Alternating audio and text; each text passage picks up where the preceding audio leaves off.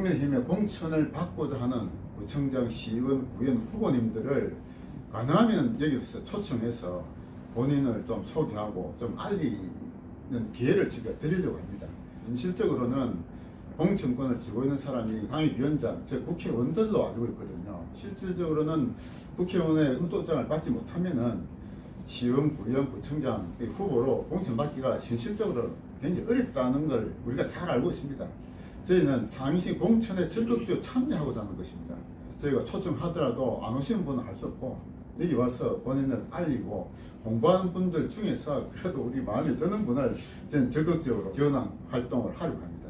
부산에 16개 구군이 있지 않습니까? 16개 구군마다 시민평가위원회를 지금 구성을 하고 있습니다. 1월달 중에는 다 아마 구성될 건데요. 그분들이 출마하고자 하는 분을 초청해서 말씀도 듣고 어떤 분이 가장 우리가 지원할 좋은 분인지를 그 중에서 추천하면은 저희가 국회의원들의 공천권을 떨자 이게 아니고 거기에 플러스 알파 되도록 우리 힘을 좀 실어주자 하는데 원뜻이 있습니다.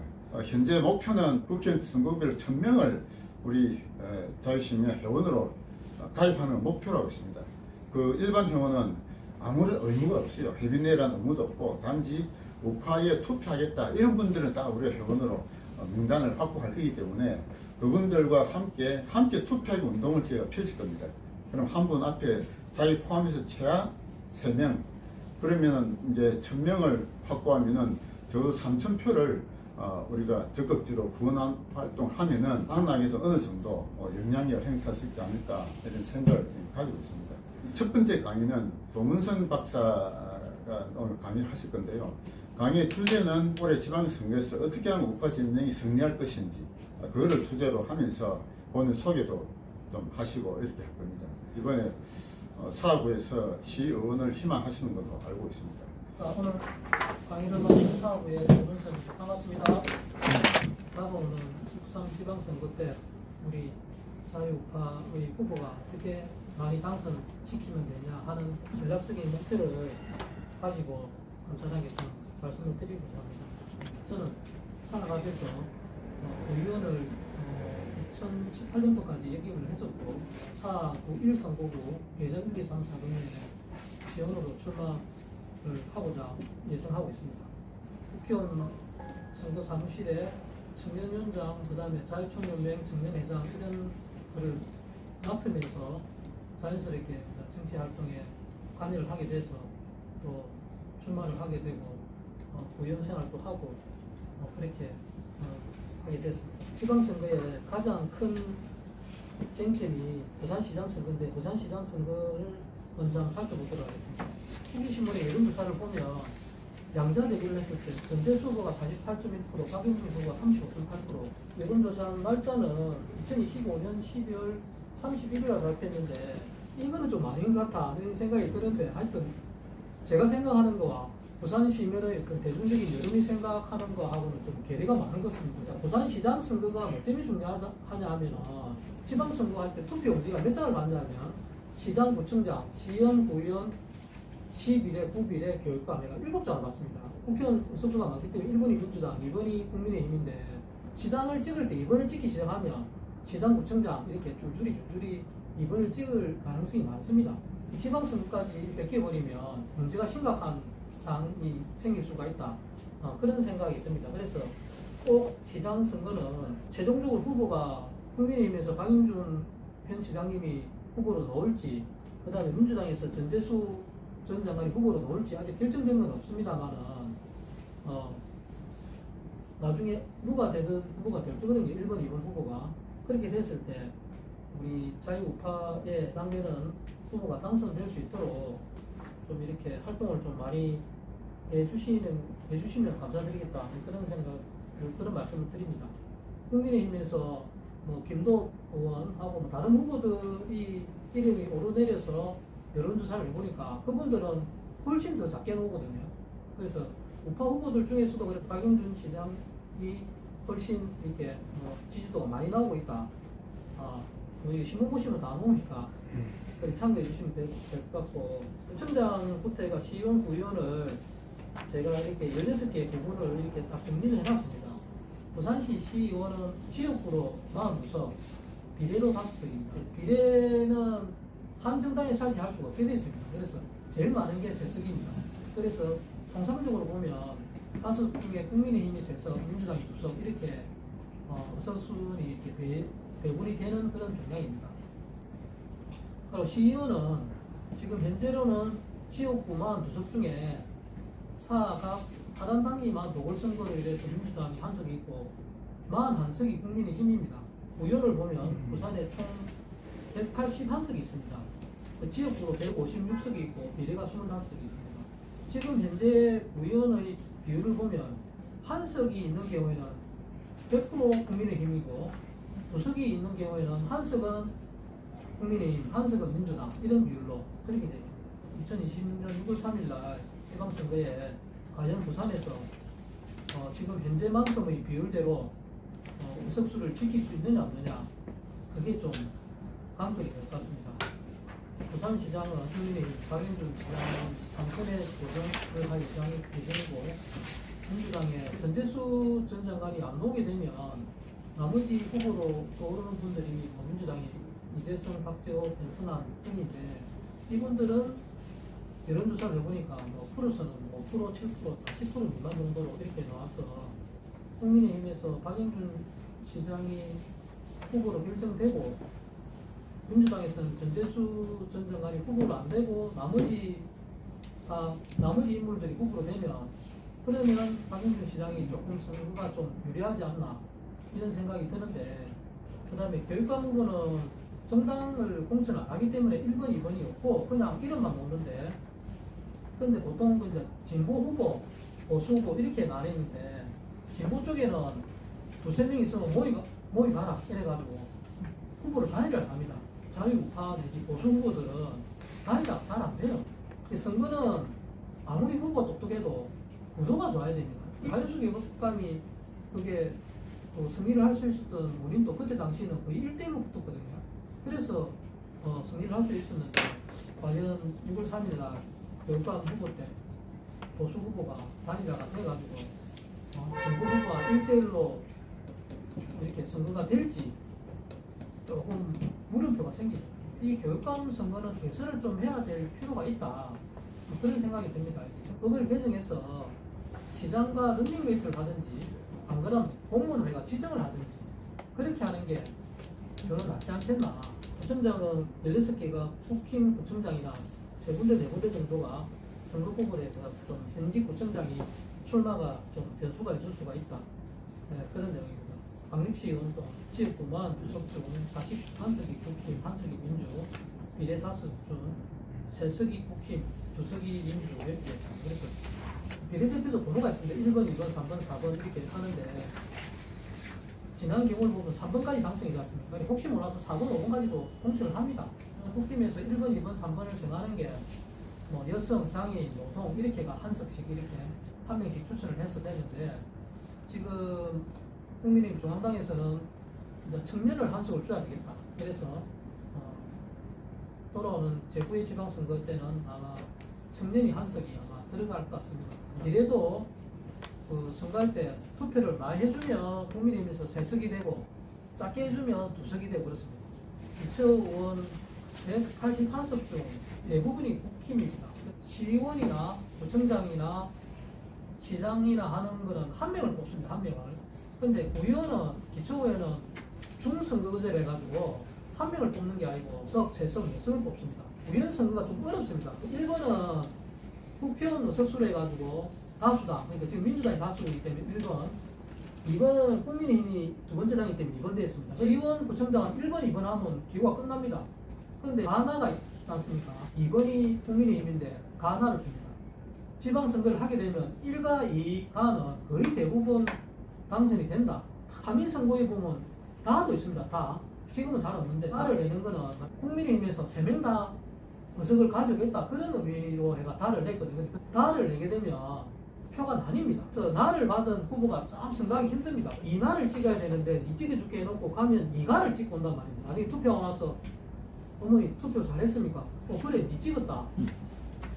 니가 내 누이 아니가 그래가. 그래 말을 못하고 그래 잘 찍었습니다. 이라거든요. 민주당은 기초의원 선거에 무리를 안 하고 2인 선거구에 한 명만 됩니다. 한 명만. 어차피 한 명밖에 당선이 안 되니까. 그런데 이제 2인 선거구에 국민의힘은 꼭 두 석을 내거든요. 2가나를 냅니다. 그러면 후보가 1가. 근데 1번이 민주당이 한 명만 넣으면 1가는 없으면 그냥 1번. 근데 국민의힘이 2가나 내면 그러면 2명 뽑는데 3명이지 않습니까? 후보가. 그럼 한 명만 떨어지면 돼. 한 명만 떨어지면 되는데 그 1번은 한 명이 되기 때문에 1번은 안 떨어집니다. 그러면 통상적으로 해보면 2-4가 떨어지게 돼 있거든요. 2나가 당선되려면 1은 한 명 냈기 때문에 2가가 떨어져야 되거든요. 2가는 떨어질 수가 없는 번호입니다. 이거는 거의 뭐 불사신 같은 번호이기 때문에 거의 한 1% 2% 가능성이 있어요. 어쩌다 한 명이 2가가 떨어집니다. 명을 뽑는 2인 선거구에 2명만 등록을 했다. 그러면 투표를 안 합니다. 3인 선거구에는 그런 무투표 당선이 거의 없고 2인 선거구에는 그런 경향이 있다.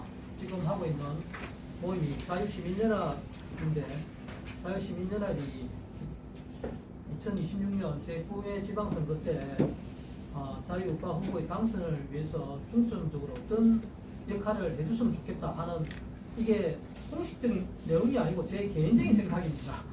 먼저 처음에 자유우파의 후보를 당선시키기 위한 자유시민연합에서 후보 좀 검증을 좀 해보면 좋겠다.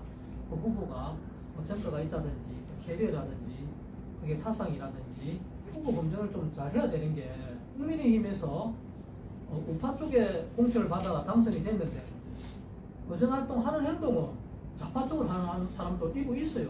물론 정당에서도 중앙당이나 부산시당에서도 후보 서류를 접수받아서 검증을 하긴 할 건데 사람들이 원체 많고 시당에서 공심위에서 다 검증을 다 못할 수도 있습니다. 그래서 우리 시민운동단체에서 특히 자유시민연합에서 아까 우리 최 대표님이 인사 말씀하실 때 잠시 말씀을 하셨는데 시민평가위원회 그런 게 이게 후보 검증에 되겠죠. 그래서 이 시민평가위원회를 조직을 하셔가지고 일종의 지방선거를 위한 TF팀이 되겠죠. 그래서 검증을 해서 조금 이렇게 검증할 필요가 있다. 또 이번에 보면 자유우파 후보 추천서 이래가지고 이게 자유시민연합에서 이분은 자유시민연합이 추천하는 우파 후보입니다. 그래서 그거를 그 명단을 기자회견도 명단을 시당이나 중앙당으로 제출해서 이렇게 이분은 꼭 추천을 해가지고 공천을 해가지고 당선되어야 우리 자유시민연합과 우리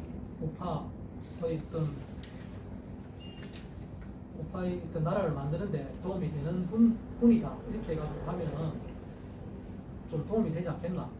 그거를 공심위에서 100%는 아니고 참고만 할 정도는 된다.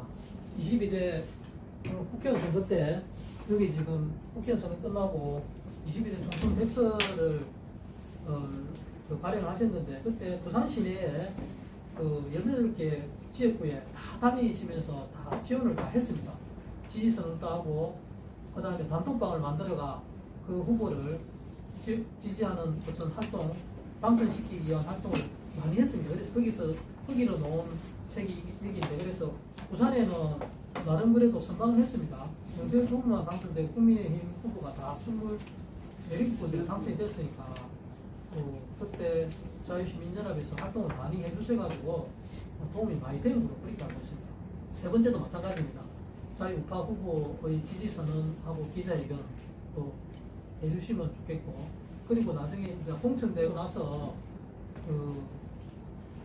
본격적인 선거운동 기간에 들어갔을 때 부산시장 캠프가 있을 거고 도청장 캠프가 있을 거고 시의원 사무실, 구의원 사무실에 적극적으로 자유시민연합이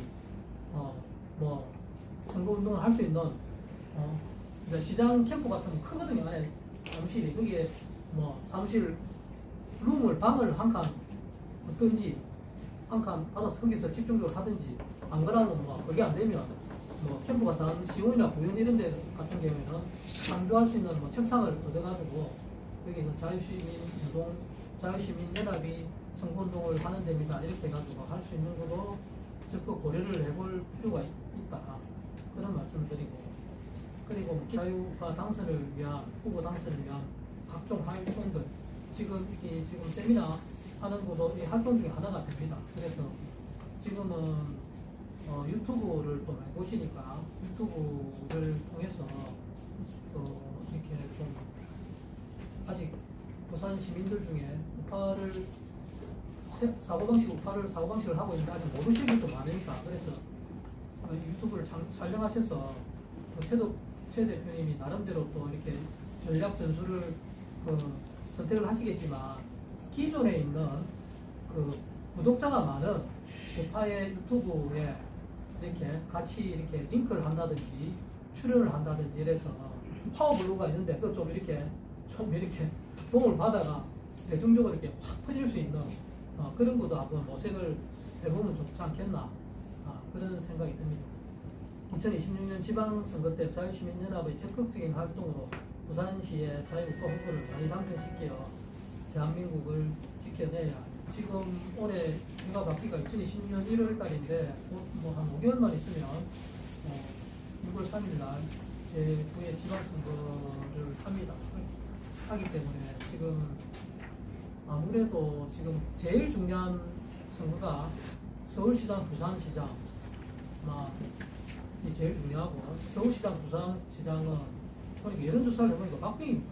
옛날에는 20대, 30대가 민주당 좌파적인 성향이 많은데 지금 여론조사 20대, 30대고 보다 더 많아요. 40대, 50대가 완전히 또 저쪽으로 많이 가고 있어요. 그러니까 60 이상, 70까지 쭉 가면 이쪽으로 또 우파 쪽으로 돌아오는데, 저도 뭐 우파 쪽에서 정치 활동을 하고 있지만 국민의힘이 잘하는 거는 없고 양해는 참 마음에 안 드는데, 근데 대안이 없으니까 다른 어떤 우파 정당을 찍으려도 없잖아요. 없으니까 할 수 없이 뭐 이렇게 그래도 뭐 좌파 정당보다는 좀 안 맞겠나 이런 건데, 하나는 잘하는 건 없습니다.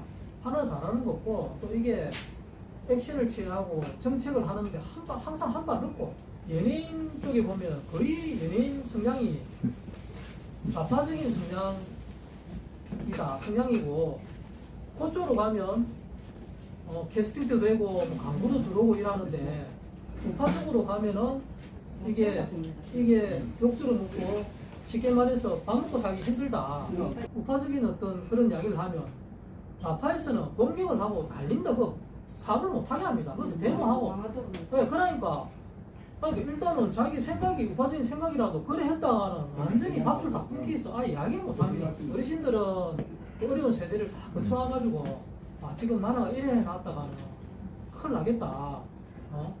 이상한 사상으로 넘어가겠다. 이런 생각을 해서 이렇게 노력을 하시는데, 또 젊은 사람들은 그걸 6.25나 이런 거를 안 겪어왔기 때문에 전혀 관심이 없어요. 애들은 작게 태어나지 어르신들은 안 돌아가시고 오래 살지 이래 되니까 걔들이 이제 자식들이 좀 문제입니다. 그래 걔들은 뭐 나는 뭐 결혼해가 월급 받는 거 이거 다 먹고 쓰고 뭐 집 사고 이런 거는 뭐 결혼도 안 하고 결혼해도 애 안 놓고 내만 잘 살겠다, 그런 어떤 성향이 돼버리면 지금 출산율이 0.7%니까 이 상태로 50년 지나면 우리나라 없어지는 거 아니겠어? 그래서 여기 계신 자유시민연합의 어떤 생각대로 우리나라를 지켜내기 위해서 이런 활동들을 하신다고 이렇게 보기 때문에 저도 조금이라도 우리나라의 존속을 위해서 좀 노력하도록 하겠습니다. 남은 5개월 동안 2026년 6.3 지방선거 때 부산에서 시장을 포함해서 자유우파의 후보를 많이 당선시킬 수 있느냐가 문제인데, 그게 당선시키는 역할에 부산에서는 여기 계시는 자유시민연합의 우리 최 대표님의 활동을 많이 하시면 많이 당선시킬 것 같고, 어떤 여러 가지 방법을 마련하셔가지고 좀 활동을 좀 많이 해주시고, 저도 뭐 노력을 하겠습니다만 하여튼 앞으로 기대를 많이 하고 열심히 활동해 주시길 부탁드리며 강의를 마치겠습니다. 토요일은 세미나라서 공부하는 날입니다. 지방선거 관련해서 이제 출마 희망 하시는 분 강의를 이제 듣고 두 번째 강의는 주로 제가 할 겁니다. 오늘의 강의 주제는 좌파 우파라는 말을 많이 하는데 다들 알고는 계시죠? 근데 이제 이걸 조금 더 깊이 있게 제가 한번 다시 정리를 해봤습니다. 파워 좌파의 비교라고 해가지고 표를 만들어 봤는데요. 이 표를 좀 자세하게 설명하면 책이 한 권 나올 거예요. 그러니까 여기 핵심되는 얘기들만 좀 간단하게 한번 말씀을 드리도록 하겠습니다. 좌파 우파의 용어의 출발은 프랑스 혁명기에서 출발했습니다. 프랑스 혁명기에 루이 16세의 왕권을 이제 무너뜨리자 이렇게 해가지고 일반 평민들이 만든 의회 이름이 국민의회라고 있었어요. 국민의회 의장석이 여기 앞에 있고 이 왼쪽에 앉은 사람들은 진파, 오른쪽에 앉은 사람들은 은건파. 이래가지고 좌파 우파라는 용어가 그때 이제 시작된 겁니다. 통상 우파를 은근한 쪽이 우파고 급진파를 좌파라고 통상 얘기합니다. 그런데 거기 오른쪽에 비고 1에 제가 주의라고 적어놓은 게 있거든요. 주의라고 적은 거는 반드시 그렇지만 않다 이런 뜻으로 생각하시면 됩니다. 그래서 온건한 쪽이 우파고 급진파가 좌파고 그래서 온건 개혁이 우파 급진 혁명을 주장하는 쪽이 좌파 통상 이렇게 얘기하는데요. 반드시 그렇지만 않다는 걸 제가 한 번 더 강조를 하고 합니다. 그 다음에 자유를 중시하는 게 우파고 평등을 강조하는 게 좌파다 또 이렇게 통상 얘기를 하고 있어요. 근데 여기도 좀 주의를 할 측면이 있습니다. 자, 그거는 제가 오른쪽에 적어놨는데요. 자유를 어떻게 정의하느냐에 따라서 달라집니다. 자유를 소극적 자유와 적극적 자유 이렇게 구분한 사람이 있어요. 누가 있냐면은 이사야 벌린이라는 사람이 쓴 자유론이라는 책이 있습니다. 여기 이제 이사야 벌린의 자유론이라는 책인데요. 이 책이 뭐 굉장히 두껍죠. 근데 여기서는 이제 자유를 소극적 자유, 적극적 자유 이렇게 구분해놨어요. 소극적 자유는 어떤 거냐면은 간섭받지 않는 자유를 뜻합니다. 개인이 알아서 하도록 그냥 가만히 놔두라 이게 소극적 자유예요. 그게 우파적 자유다 이렇게 볼 수가 있습니다. 근데 적극적 자유라는 건 뭐냐면은 간섭받지 않지만 내가 처음부터 가난하게 태어나고 내가 뭐 아무 그 받은 것도 없이 태어나고 이러면은 자유롭게 생활하려도 경제적 기반이 전혀 없으면 사실 자유롭지 않다고 보는 거예요. 그래서 적극적 자유를 주장하는 쪽은 뭐냐면은 그런 타고 태어날 때부터 뭔가 불평등하게 태어나고 뭔가 그런 기회조차 주어지지 않는 이런 사람에게는 국가가 적극적으로 개입을 해가지고 그 사람에게 무언가 베풀어줘야 됩니다. 적극적으로 개입을 할 필요가 있다. 그래야 진정한 자유를 얻을 수 있다. 이게 적극적 자유예요. 그런 적극적 자유를 주장하는 쪽이 소위 좌파 쪽이라고 볼 수 있어요. 그래서 자유를 주장하는 쪽이 우파다. 이것도 꼭 그렇지만 않다는 겁니다. 소극적 자유와 적극적 자유 이렇게 나눌 수가 있다는 것이고요. 또 평등을 주장하는 쪽이 통상 좌파라고 보통 얘기하는데 여기도 좀 주의할 점이 있다. 평등도 보면은 기회의 평등 있고 결과의 평등 이렇게 볼 수가 있습니다. 기회의 평등을 주장하는 쪽이 보통 우파라고 얘기할 수 있어요. 그래서 누구에게나 기회는 똑같이 보이해라. 이게 우파적 평등이라 이렇게 볼 수가 있고요. 결과적 평등을 주장하는 쪽이 좌파라고 볼 수 있습니다. 결과적으로 뭔가 가난한 사람, 부자 이렇게 빈부 격차가 크면은 뭔가 그 좀 부자에게서 좀 더 많이 뺏들어가지고 가난한 사람이 좀 나눠주라. 그래야 평등해진다. 이건 좌파적 평등이다. 이렇게 볼 수 있습니다. 그래서 자유와 평등만 가지고 좌파, 우파라고 구분하는 것은 조금 주의할 필요가 있다. 이런 말씀을 드립니다. 자, 그 다음에 우파를 통상 보수라고 좌파를 진보라고 이게 지금 우리가 상식적으로 알고 있죠.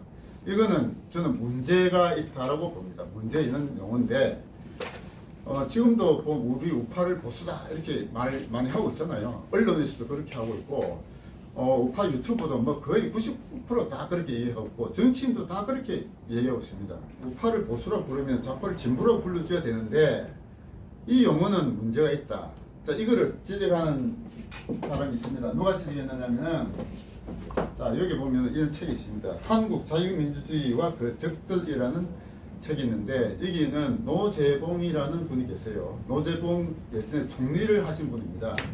서울대학교 그 정치학과인가 외교학과 교수하신 분인데 노재봉 교수와 그 제자들이 쓴 책이에요.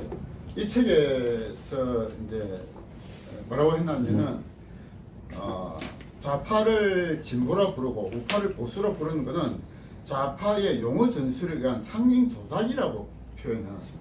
보수라는 말은 원래 어원이 뭡니까? 지킨다는 것이거든요. 보수는 뭔가 지킨다. 아무리 온건 개혁을 한다 해도 그 근본 의미는 지키는 거예요. 그러니까 과거의 전통적인 가치를 지키면서 좀 뭔가 고리타분한 의미가 좀 이미지가 있는 겁니다. 진보로 가면은 앞으로 나아가고 뭔가 개선하고 발전하는 이런 이미지가 있잖아요. 이런 이미지를 가지고 좌파 우파를 구분하는 것은 좌파에 의해서 만들어진 용어 전술이고 일종의 상징 조작이라고 이게 되어 있습니다. 이게 어디에 나와 있냐면은 2017년 1월 달에 한국자유회의 창립 선언문에 2017년에 나와 있습니다. 저도 그런 주장을 계속하고 있는데요. 우리 우파를 제발 보수라고 부르지 말자. 보수라고 하는 순간 진보적인 발전적인 혁명적인 기운이 사라지는 거예요. 자기 우파도 나아가야 돼. 앞으로 나아가고 혁명해야 돼. 저는 그런 말을 뭐라고 표현합니까? 자유혁명이라고 표현합니다. 좌파는 공산혁명을 주장하지만 우파는 자유혁명을 해야 돼.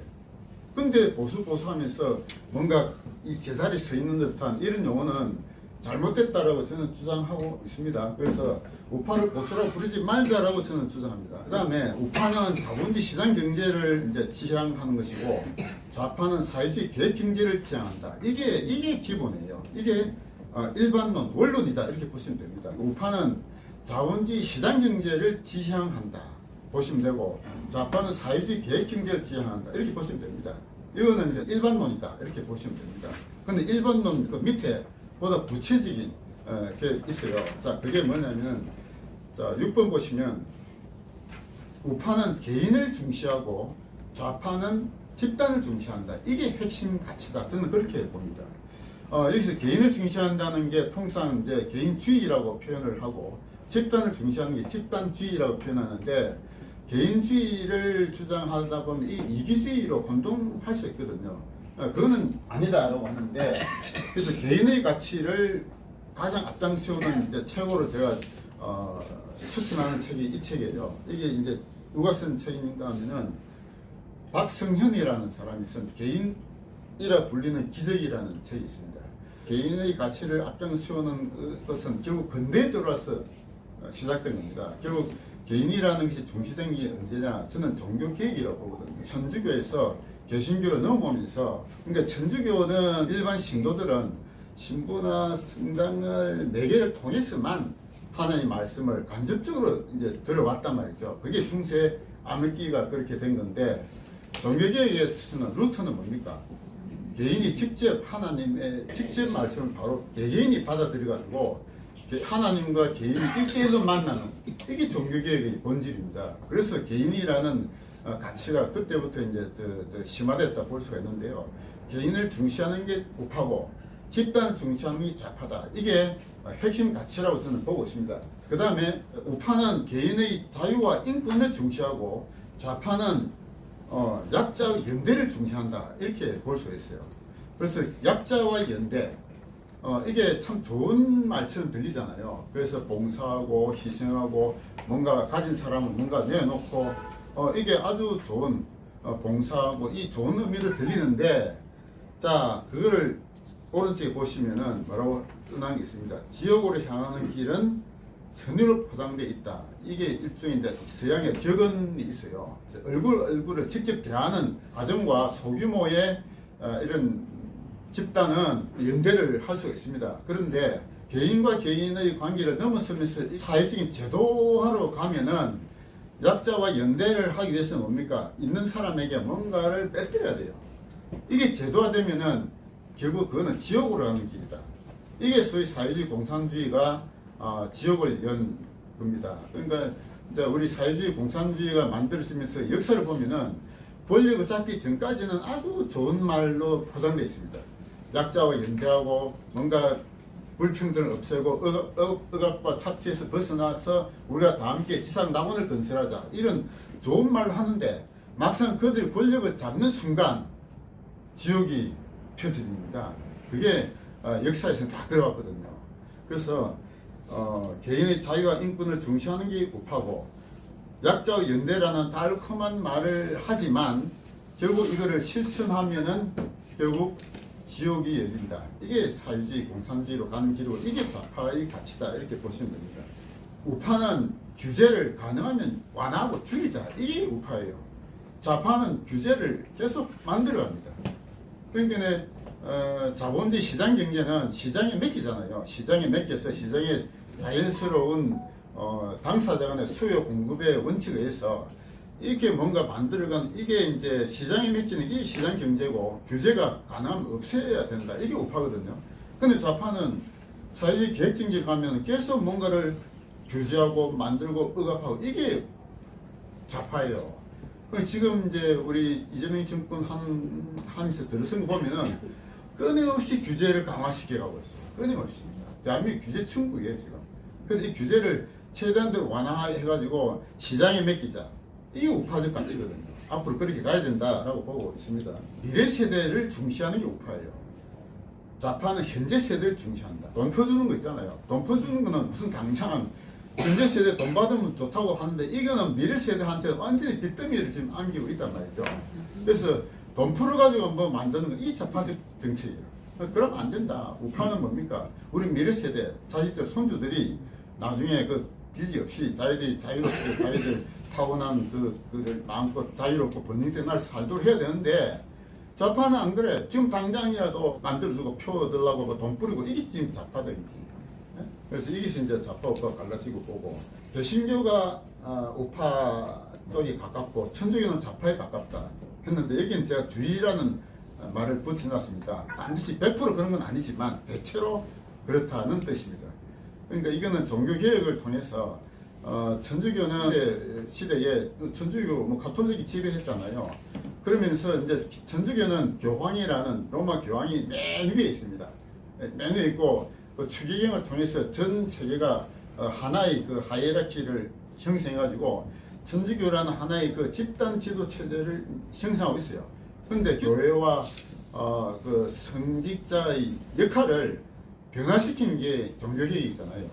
그러니까 천주교에서 뜻하는 성당과 신부들이 하나님의 말씀을 대신 전달하는 역할을 했는데, 루트다 보니까 아니다 이거지. 하나님 말씀을 중간에 매개체 없이 성서를 통해서 바로 직접 1대1로 하나님과 만나게 하는, 이게 종교개혁이거든요. 이게 개신교다 이거지. 그래서 개신교가 사실 우파적 가치가 훨씬 더 많다.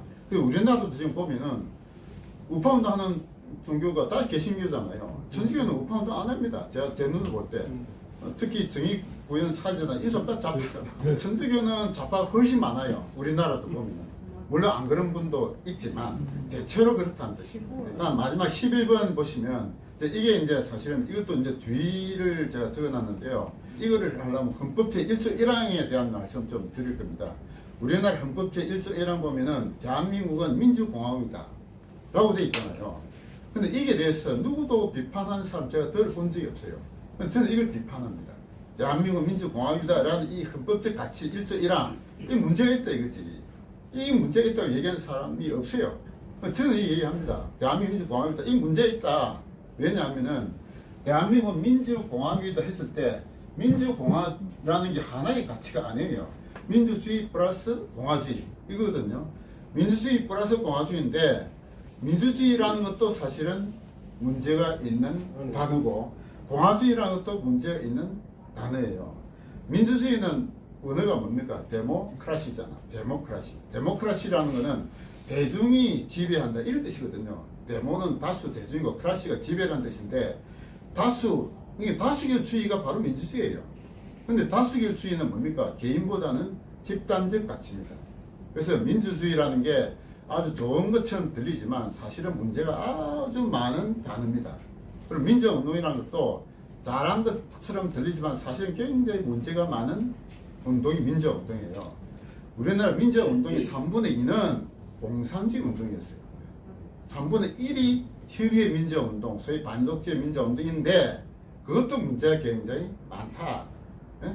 그러니까 우리나라 민주운동의 3분의 2가 뭐냐면 PDNL이거든요. PD, People's Democracy, NL, National Liberation. 둘 다 사실 공산주의 운동입니다. 그들도 다 민주운동 했다고 하는 거야. 그놈들 공산주의 운동 한 거예요. 그런데 나머지 3분의 1은 협의 민주운동. 예를 들면 1970년도, 저도 74학번인데, 저도 대학 4년 내에도 반독재 민주운동 한 사람이에요, 저도.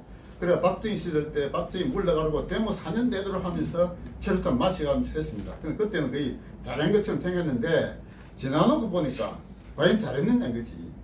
우리나라를 이끌어온 역사의 위대한 인물은 저는 세 사람으로 봅니다. 이승만, 박정희, 전두환. 전 전두환까지도 위대한 대통령 인정하고 있는데요. 이승만, 박정희, 전두환이 이끌었던 그게 우리 역사를 올바로 이끌은 옳은 운동이었고, 그에 반대하면서 반독재 민주화운동 했던 놈들은 잘못됐다. 저는 그렇게 보고 있어요. 그때 뭐 김영삼, 김대중이 막 고속도로 뭐 너무 안 된다고 막 난리짓 하고, 김대중이는 대중경제를 펴가지고 농업 위주로 가야 된다 했잖아요.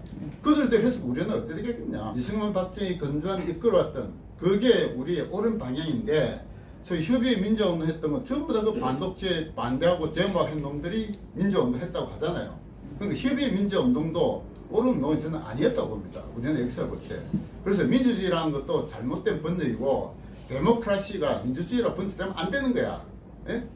주의라고 말이 붙으려면 이즘이 붙어야 되는데, 데모크라시 이즘이 아니다 이것이. 크라시는 지배라는 뜻을 가진 단어예요.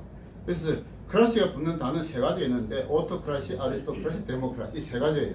오토크라시는 혼자 사는 거고 독재 정치, 아리스토크라시는 소수의 집단 지도 체제, 이 귀족 정치예요. 그럼 데모크라시는 대중 정치라고 번역해야 돼. 근데 이거를 민주주의라고 해가지고 마치 주의라는 가치가 있는 단어처럼 번역을 잘못한 거야. 저는 그렇게 생각해요. 민주주의가 아주 높은 가치를 가진 것처럼 하니까 데모크라시가 제일 좋은 것처럼 지금 하잖아. 근데 아니다 이거지. 이건 상황에 따라서 달라진다. 오토크라시가 때는 좋은 게 있어요. 혼자 하는 게 차라리 낫다 이거지. 이승만, 박정희, 전두환 때 난 그랬다 봅니다. 대한민국 국민들 민주화 났고 대다수 사람들이 뭣도 모르고 있을 때 누군가 뛰어난 사람이 끌고 가야 돼. 예? 이승만, 박정희, 전두환 독재가 차라리 그때 나았다. 저는 그렇게 보고 있거든요. 지금은 대다수 전 세계에서는 다 아리스토크라시, 소수의 귀족 정치를 저는 하고 있다 봅니다. 데모크라시하는 나라는 없어요. 저는 없어요. 데모크라시는 환상이라 저는 봅니다. 대중이 어떻게 다 의견을 모아가 정치합니까? 소수가 집단 지도 체제가 우리 현실 정치예요. 실제로는. 그러니까 민주주의가 반드시 옳은 것은 아니다. 상황에 따라서 다르다. 저는 그렇게 보고 있는데, 그래서 민주공화국으로서 민주주의라는 게 반드시 옳은 가치냐? 아니다라고 저는 주장합니다. 그 다음에 공화주의도 과연 옳은 가치냐? 아니라고 보는 거예요. 공화주의도. 제가 지난주에 공화주의에 과연 우파적 가치냐는 제가 강의를 한 적 있는데요.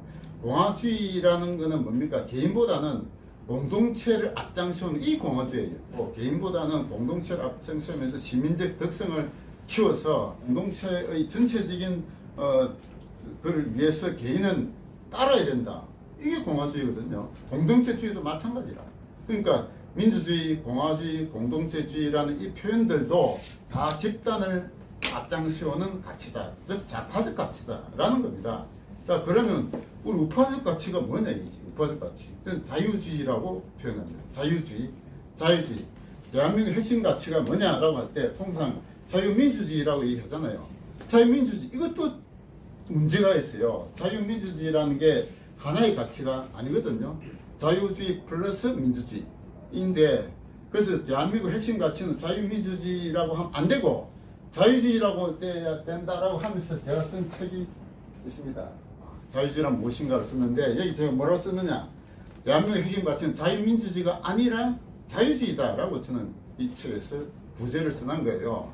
이 책을 언제 썼냐면은 작년에 교육감 보궐선거할 때, 그때 정승윤 후보 캠프에 가가지고 제가 정승윤 후보가 당선되면은 이 책을 가지고 제가 자유주의에 대한 국민교육을 함께 하자고 제가 이 책을 쓴 거예요. 자유주의를 우리나라 사람들이 공부를 한 적이 없어요. 이승만, 박정희, 전두환 이때 3대통령 시절 때 제일 앞장선 게 뭐냐? 반공을 내세웠어. 반공. 공산주의에 반대하자. 이걸 내세웠는데, 그러면은 우파가 취향해야 될 가치가 뭐냐? 그거를 거의 교육을 안 시켰다니까. 그래서 자유주의를 저도 학교 다닐 때 자유주의란 말조차 들어본 적도 없어요. 저는 책을 통해서 이제 그 뒤에 이제 공부를 했는데 20세기의 가장 위대한 자유주의 사상가는 누구냐? 저는 하이에크라고 생각합니다. 이 하이에크를 우리 우파 운동하는 사람들이 들어보도 못하는 사람들이 대다수예요. 그리고 하이에크를 이제 하이에크가 쓴 책 중에 가장 우리 알려진 책이 노예의 길이라는 책이 있습니다. 1944년도에 하이에크가 쓴 책인데 노예의 길이라는 책을 읽어보면은 책이 좀 어려워요. 제가 노예의 길을 한 3번 정도 보니까 이제 조금 이제 이 눈에 들어오더라고. 근데 하이에크 쓴 책을 보면은 좀 쉽지가 않아요. 근데 하이에크의 책을 가장 쉽게 우리 한국 사람에게 이렇게 알려진 대한민국의 위대한 사상가가 있습니다. 저는 그분 누구라고 하면 민경국 교수라고 생각해요. 민경국 교수가 쓴 책도 한 10권 가까이 되는데, 그래서 우리 우파 운동하는 사람들도 민경국 교수 책을 통해서 자유주의에 대한 학습해야 돼. 이승만은 건국혁명을 한 인물이고 박정희는 산업혁명을 한 인물이에요. 그러면 이 전두환은 뭘 했느냐? 저는 시장혁명을 한 인물이라고 봅니다. 박정희 대통령이 우리 산업혁명을 했다 하지만 박정희 대통령이 시장경제를 부흥시킨 인물이 아니에요. 경제개발 5년 계획은 계획경제거든. 그러니까 경제개발 5년 계획경제를 해가지고 우리나라를 없는 그 자원을 집중적으로 이렇게 부흥시킨 인물인데, 박정희 대통령이 말기에 가면은 그런 계획정지의 잘못된 게 막 일이 해가지고 경제가 엉망이 됐다니까. 그때 전두환이 등장해가지고 시장경제를 전환시킨 인물이 전두환이에요. 그러니까 전두환이 그때 채택한 인물이 김재익이라고 있습니다. 김재익이라는 인물을 경제수석으로 발탁해가지고 시장경제를 우리나라에 정착시킨 대통령이 바로 전두환이에요. 대통령께서 경제 공부를 가장 많이 한 인물이 전두환 대통령이라니까. 그리고 전두환 대통령 때 한 게 또 하나 한 게 통신혁명을 그때 싹을 틔운 게 전두환 대통령이에요. 우리나라가 IT 강국이 된 게 전두환 때문에 됐다니까.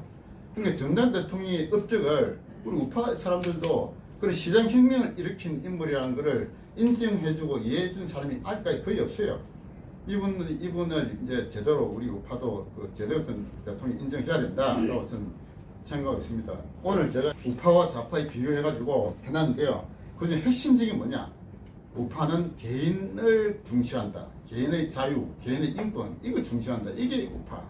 그다음에 좌파는 집단, 전체, 이걸 강조한다.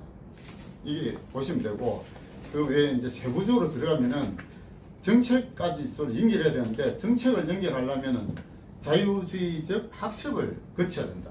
라고 보는 겁니다.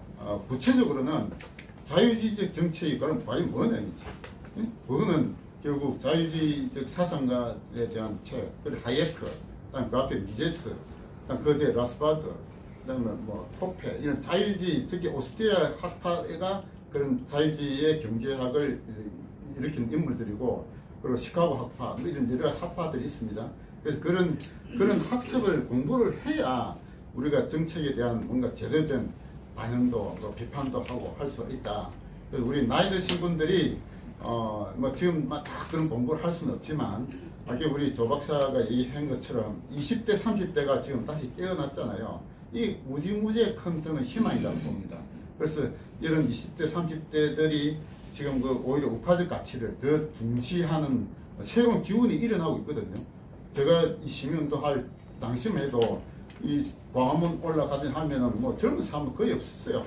다 60, 70, 80대 사람들, 제가 버스 인수를 해가지고 여러 번 서울까지 왔다 갔다 했는데, 뭐 40세, 50세, 뭐 제일 나이 적은 사람이 막 60 초반이야. 60, 70, 80 이런 사람이 지금은 우리 젊은이들이 지금 집회를 이끌고 있잖아요. 저는 거기에 우리 희망을 걸고 있고, 우리 나이 든 사람들은 우리 죽기 전에 뭔가 그 걔들이 정말 잘할 수 있도록 열심히 후원하고 응원해 줘야 되겠다, 이 생각입니다. 네, 이상 마치겠습니다.